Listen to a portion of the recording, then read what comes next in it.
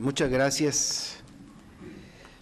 Es mucho, señores subsecretarios, señor subsecretario, es mucho de verdad lo que creo que se puede argumentar. Algunos dirían a favor, yo sostengo que en contra respecto de la Ley de Ingresos 2018 y en consecuencia de la minuta remitida por la colegisladora. La mayoría de lo que se puede decir desde mi punto de vista son distractores, ¿sí? Distractores que buscan quitar la atención del verdadero problema de fondo que existe en la Ley de Ingresos 2018. Sin embargo, antes de pasar a mencionar algunos, me gustaría a todos, pero la verdad las condiciones son complicadas, de pasar a mencionar algunos de los que de verdad considero los problemas de fondo, solamente quisiera hacer hincapié en los aspectos más destacados de las modificaciones que fueron realizadas en la Cámara de Diputados, y con eso arrancar. Ya se ha dicho aquí, pero vale la pena repetirlo en el planteamiento que traigo. La iniciativa original enviada al Congreso por el Ejecutivo a principios de septiembre, preveía, como muchos recordamos, ingresos para el próximo año por un monto de 5.236.375.600.000 pesos. Con el propósito de asegurar mayores ingresos, que se nos ha dicho, serán destinados a la reconstrucción, tema que aquí se ha hablado, pero solo en parte, a la reconstrucción por los sismos sufridos en el mes de septiembre y en diversas regiones del país, se incrementó este monto original del presupuesto en 43.291.400.000 pesos, para dar entonces un nuevo total de 5.279.667 millones. Aquí ya se dijo, y se dijo bien, para lograr lo anterior, se movieron los valores de las dos variables macroeconómicas más importantes que son utilizadas para armar todo paquete económico: el tipo de cambio y el precio del crudo de exportación. En relación al tipo de cambio, habrá que recordar que los criterios generales de política económica establecían 18 pesos con 10 centavos el precio promedio del dólar para el 2018, y el tipo de cambio promedio fue modificado, lo han dicho hasta ustedes mismos aquí en sus gráficas, 18 pesos con 40 centavos. Por decreto, dirían algunos economistas que yo conozco. En el caso del precio de la mezcla mexicana de exportación, los criterios ya mencionados, los criterios generales de política económica, originalmente establecían un precio de $46 por barril, cifra que ante el ajuste del precio del dólar quedaría finalmente, creo que lo dijo el subsecretario Michmacher, en $48.50 por barril. Yo también me sumo a quienes han hecho una referencia crítica a esto. Es muy cuestionable la viabilidad de medidas de ajustes adoptadas a estas variables macroeconómicas. Y miren por qué. La Comisión Nacional de Hidrocarburos acaba de anunciar que la producción petrolera registró una caída del 10% en septiembre de este año. La producción nacional de petróleo se ubicó en 1.732.000 barriles diarios, mientras que en el mes anterior se produjeron 1.932.000 barriles diarios, lo que representa esa disminución del 10% que ya he señalado. Y por su parte, el marco macroeconómico que forma parte de este paquete económico remitido por el Poder Ejecutivo para su aprobación, diagnostica una plataforma de producción petrolera de 1.983.000 barriles diarios de petróleo, es decir, de entrada nos estamos quedando cortos con 251.000 barriles diarios de petróleo, situación que yo creo forzosamente tendrá que pegar en las metas de recaudación. Y digo, señores subsecretarios, que si los ajustes realizados en el precio del petróleo y en el precio del barril, así como de la producción diaria de petróleo, fueran certeros, de acuerdo con lo aprobado en la colegisladora, tendríamos entonces un ingreso diario por esta vía de 96.175.000 $. Pero sin embargo, si la producción diaria de Pemex continúa igual y el precio del dólar se mantiene en el pronóstico original de 18 pesos con 10 centavos por dólar, que desde mi punto de vista es lo más viable que pueda ocurrir, salvo que Estados Unidos abandone el TLC, lo cual también puede ocurrir, pues dispararía el dólar al rango de los 22, quizás 25 pesos, y tendríamos entonces ingresos diarios vía petróleo por el orden de los 79.672.000 dólares diarios, lo que entonces representaría un ingreso menor anual con un tipo de cambio de 18 pesos con 10 centavos por dólar de 109.027 millones de pesos. Eso sería el resultado final pues de esta aritmética. Con esta cantidad, señores subsecretarios, yo sostengo que no se alcanzan a cubrir los ingresos adicionales para la reconstrucción que tanto necesita el país y que debiese ser el primer objetivo de nuestros compañeros diputados federales. Si el presupuesto de egresos no tiene como principal objetivo la reconstrucción, entonces yo creo que no estamos funcionando como Estado mexicano. Y además, harían falta, en estas cifras que les estoy dando, 65.735 millones de pesos del presupuesto originalmente planteado. Aquí la primera pregunta es, y se las dejo ahí en la mesa, ¿cómo solucionaría este déficit el gobierno federal? ¿Acaso de la misma forma como ha solucionado los déficits que año con año han ocurrido en el presente sexenio? Es decir, con más endeudamiento. Y digo esto en un contexto muy claro, que a lo mejor no le gusta a algunos de mis compañeros aquí presentes, pero el crecimiento de la deuda con Enrique Peña Nieto es el más grande de los últimos tiempos y prácticamente duplicó la deuda rozando ya los 10 billones de pesos. Y en específico para el ejercicio 2018, donde se solicitó originalmente un endeudamiento por 405.152 millones de pesos, mismo que ya fue modificado por la colegisladora a 505.224 millones de pesos, poco más de 100.000 millones de pesos adicionales. Y ojo, insisto, si las metas del tipo de cambio y de la producción diaria de petróleo no se alcanzan, entonces estaremos viendo a finales del 2018 que el endeudamiento habrá crecido otra vez por el rango, sostengo, de más de 109.000 millones de pesos a lo anteriormente ya mencionado, para hacer un total estratosférico de 614.000 en números cerrados. Más deuda. Y en consecuencia, pues habremos repetido, mi querido senador Cavazos, pues la misma fórmula que hemos visto año con año, contratación de más deuda por arriba de lo autorizado para cubrir estos altísimos déficits, mientras se pregona, tenemos que decirlo aquí con respeto, pero hay que decirlo, se pregona la ficción de estar operando con déficit cero.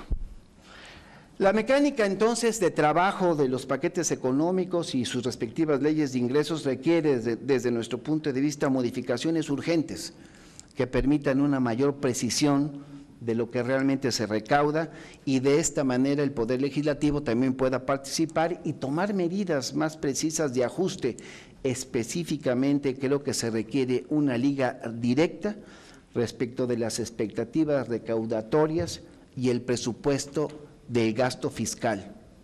Porque, por ejemplo, del ingreso esperado por el impuesto sobre la renta, 1.566.000 millones en números cerrados, serán descontados finalmente con el presupuesto del gasto fiscal, por lo menos 120.700 millones de pesos de ese impuesto sobre la renta de empresas y otros 217,000 del ISR a personas físicas, porque eso lo hemos visto año con año.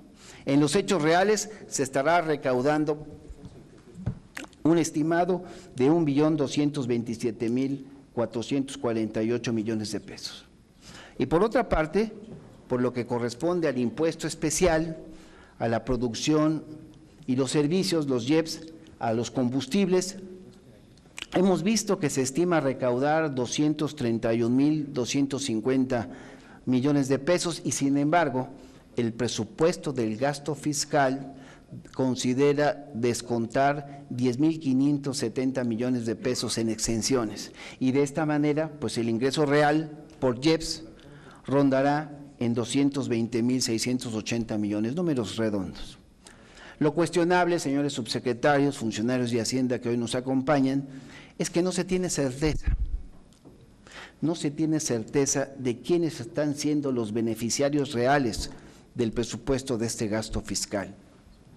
No se tiene certeza de su impacto en la recaudación porque es muy alto y yo pienso que no sería justificable que estos beneficios se estén aplicando a particulares que se ubiquen en los deciles de ingresos más altos del país, ni tampoco a las empresas cuyas ganancias harían injustificables estos apoyos, que ha sido un reclamo de la izquierda en este Senado desde que arrancamos en la legislatura pasada. Por lo tanto, subrayo, es urgente transparentar estos apoyos para decidir de manera documentada mejores formas de recaudación. En otras palabras, subsecretario Meshmacher, subsecretaria Vanessa Rubio, no es válido desde nuestro punto de vista seguir otorgando este tipo de beneficios a costa de incrementar año con año el endeudamiento gubernamental. Quiero hablar en términos generales de un problema que yo anunciaba al inicio de mi intervención, el verdadero problema de fondo del paquete económico. Porque este paquete económico, así lo vemos en nuestro grupo parlamentario del PT, o como nos autollamamos aquí, del PT Morena, este paquete económico de 2018 desnuda el fracaso del gobierno de Enrique Peña Nieto. Y lo digo porque la totalidad de las metas planteadas en materia económica, las que están planteadas en el Plan Nacional de Desarrollo 2013-2018, están incumplidas. Y esto exhibe una total incompetencia del presidente, pero también de su gabinete económico, y demuestra que no están dispuestos a cambiar el rumbo de la política económica, hecho que garantiza, porque no hay que tener bolita mágica, pues eso ya se ve, garantiza el hundimiento de la economía nacional, la agudización de la pobreza, de los conflictos sociales, la desigualdad en este país que es un cáncer que urge la manera de encontrar la solución de extirparlo. Y miren a lo que me refiero. En la página 20, en el párrafo 5 del Plan Nacional de Desarrollo, ahí textualmente se menciona, y abro paréntesis, la transformación de México es una responsabilidad que no se puede eludir, así nos dijo Peña Nieto en ese documento. En ausencia de reformas relevantes, decía él, el potencial de crecimiento del PIB de México es de entre 3 y 5% al año.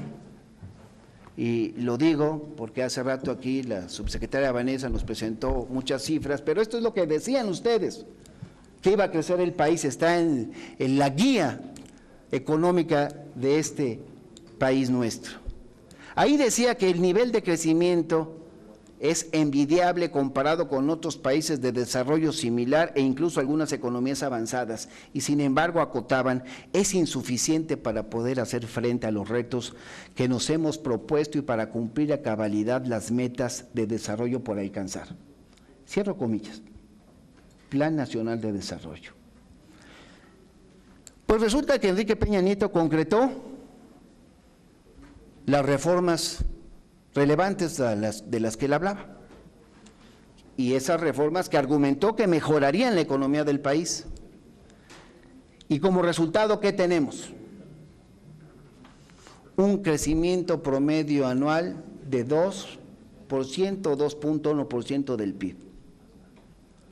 Ese resultado es mediocre a todas luces, no alcanza para sacar al país de donde estamos.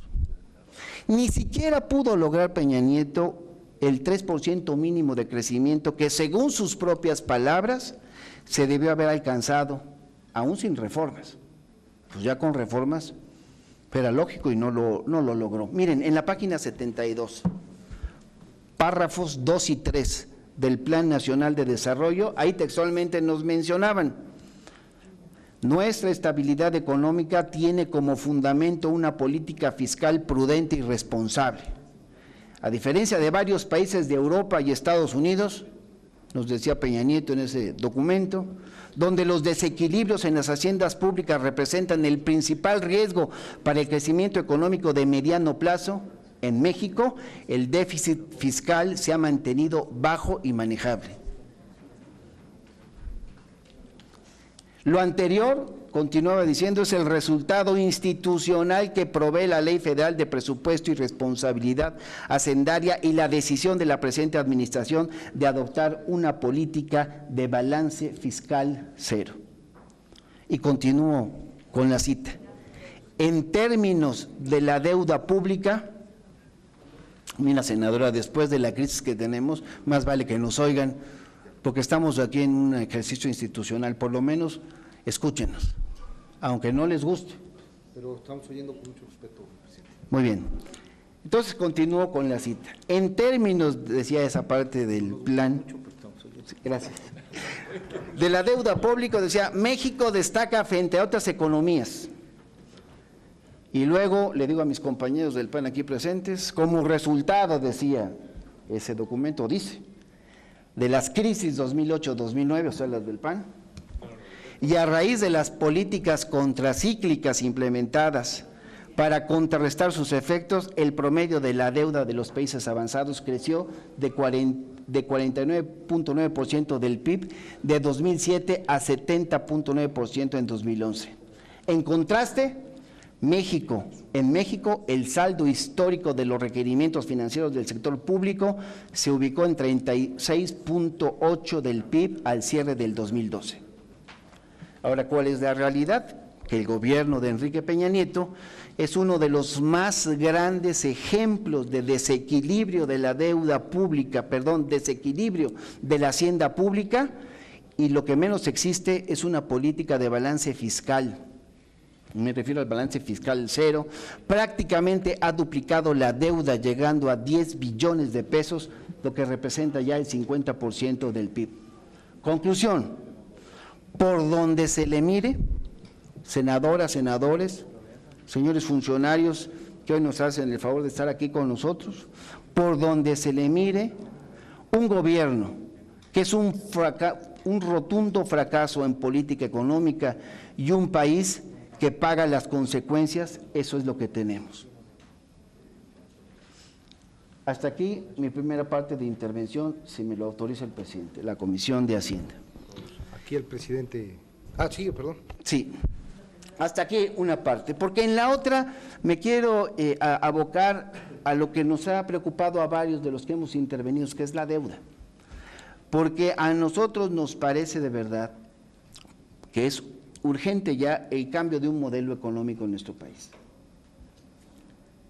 Es urgente la necesidad de abandonar, compañeras, compañeros, funcionarios que nos acompañan de Hacienda, el modelo neoliberal que desde 1994 la fecha vivimos aquí en el país. Un país que promedia un crecimiento de 2.6% del Producto Bruto, crecimiento a todas luces ineficiente y muy lejano de las necesidades del país que nos demanda, eso lo hemos debatido muchas veces, nos debiese demandar de verdad crecimientos sostenidos por lo menos del 6.5% del PIB. Como resultado de esta política económica, México no ha podido avanzar en la eliminación de la pobreza. Veamos, si no, algunos datos duros. A la fecha, México, en nuestro país, viven 55.3 millones de personas en pobreza. el 46.2% de nuestra población, y en pobreza extrema sobreviven 11.4 millones de mexicanos, el 9.5% de los habitantes del país. Otra cara de la misma moneda la tenemos en el hecho de que el 38.9% de la población vive en pobreza laboral, y esto significa que no se puede adquirir la canasta básica con los ingresos laborales de su hogar. Este modelo neoliberal que criticamos debe ser sustituido por una política basada en un nuevo modelo de desarrollo sustentado en el relanzamiento, por ejemplo, agropecuario, en el relanzamiento industrial, impulsado por el Estado y en función de la construcción de un mercado interno fuerte. Pero de esto quizás debiésemos hablar en otro momento para referirnos, como lo decía, al tema que otros hemos hablado aquí, el endeudamiento. ¿Por qué es imperativo de verdad parar el endeudamiento del país? Indispensable disminuir el servicio de la deuda, reducir significativamente el gasto del gobierno federal sin sacrificar el gasto social y trabajar en ese déficit cero. Y digo esto porque al inicio de la administración federal, esta es la última ley de ingresos que vamos a votar en esta legislatura de esta administración. Al inicio de esta administración federal, insisto, la deuda ascendía a 5.3 billones de pesos, el 31.8% del PIB. Y al cierre del segundo trimestre del 2017, la deuda supera ya los 9.1 billones de pesos, alcanzando el 44.5% del PIB. Es decir, durante la presente administración federal, la deuda ha crecido en más de 71%. Y ese endeudamiento anual del país, con este gobierno, ha crecido a ritmos de 1 billón de pesos por año. Eso jamás en la historia reciente de México lo habíamos visto, jamás habíamos visto un endeudamiento de esa naturaleza.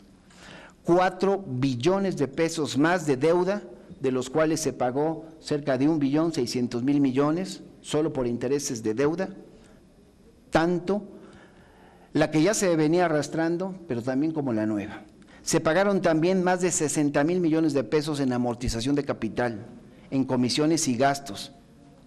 Hablo del 40% de la nueva deuda destinada al pago de intereses, que cuando acabe el actual sexenio se habrán pagado en puros intereses de la deuda un total de 2.8 billones de pesos. Y el resto del dinero de la deuda se invirtió, de acuerdo a los datos que nos ha dado la administración, en acompañar a las reformas, o nos han dicho en estimular el crecimiento económico y apoyar el balance de Petróleos Mexicanos y la Comisión Federal de Electricidad. Pero en los hechos reales, señores subsecretarios, el crecimiento del PIB ha sido igual de ineficiente que en los sexenios pasados.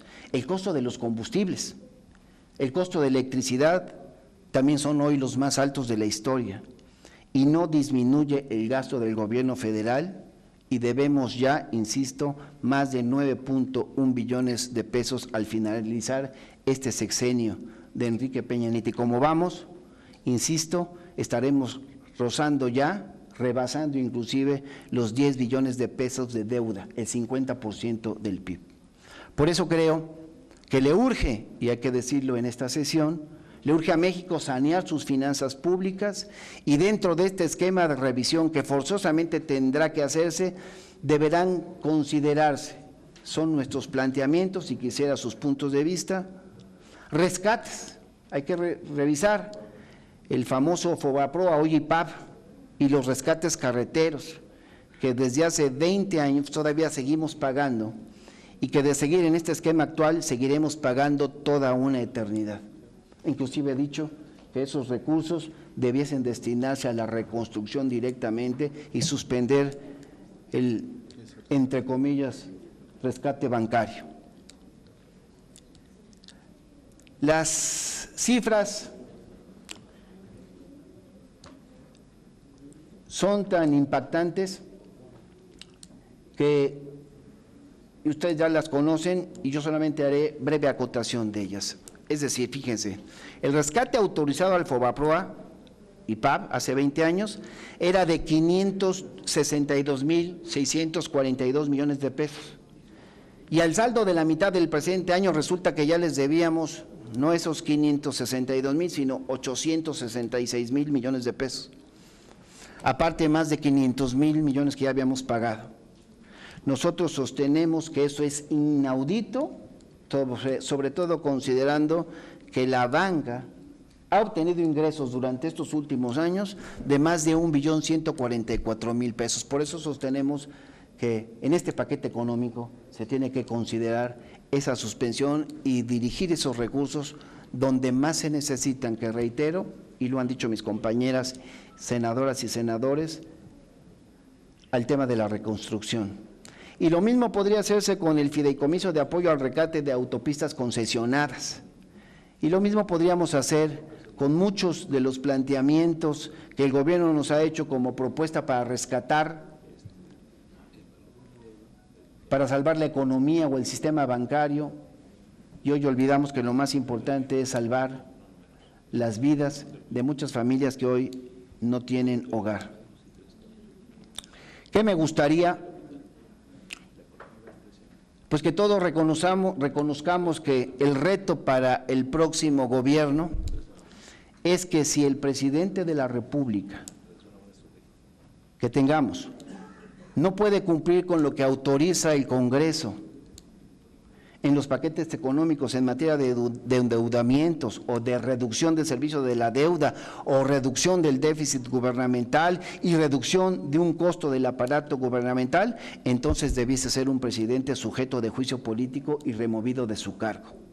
Y lo mismo debiese ser para los gobernadores, que también hoy tienen en materia de endeudamiento en crisis, no solamente a sus entidades, sino a todo el país. Bueno, han sido muchos planteamientos y en ellos han quedado muchas preguntas. Les quisiera yo pedir su opinión sobre este planteamiento, esta postura, agradecerle al presidente de la Comisión de Hacienda la generosidad del tiempo y por supuesto a mis compañeras y compañeros senadores.